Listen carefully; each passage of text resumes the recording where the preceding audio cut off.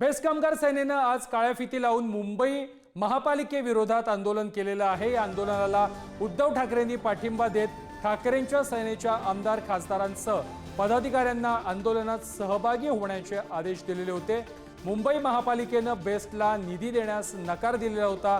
त्याविरोधातच आक्रमक झालेल्या बेस्ट कामगार सेनेचे अध्यक्ष सुहास सामंत यांनी पालिका आयुक्तांवरती निशाणा साधला।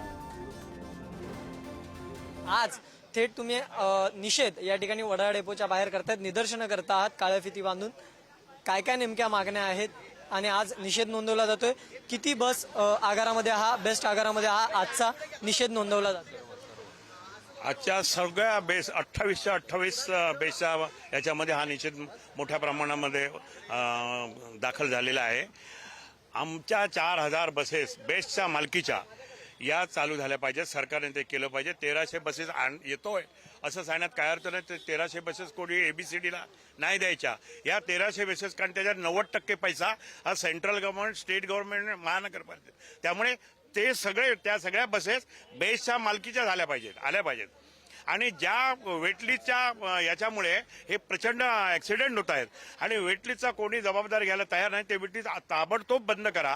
त्या वेटलिस्टमध्ये काम करणारे जे चांगले कामगार आहेत त्यांना आपण सामावून घेऊ शकतो, कारण आपले कामगार कमी झालेले आहेत।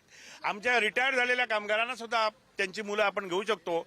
30 ते 35 हजार कामगारांचा हे झालंच पाहिजे, तर ते 4000 बसेस बेस चालू शकते। त्यामुळे 4000 बसेस आवश्यक आहेत आणि आयुक्तांनी जबाबदारी नाही, पालकत्व स्वीकारलं पाहिजे। तुम्ही मदत नाही, आम्हाला तुमच्या मदतीची गरज नाही। तुम्ही पालक आहात। या देशातल्या सगळ्या महानगरपालिका ह्या जबाबदाऱ्या पार पाडत असताना आमच्या आयुक्तांना असं स्टेटमेंट करणं हा दुर्दैवाचा भाग आहे।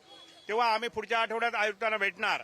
आम्ही मुख्यमंत्र्यांना पत्र लिहिलंय, मुख्यमंत्र्यांना भेटणार।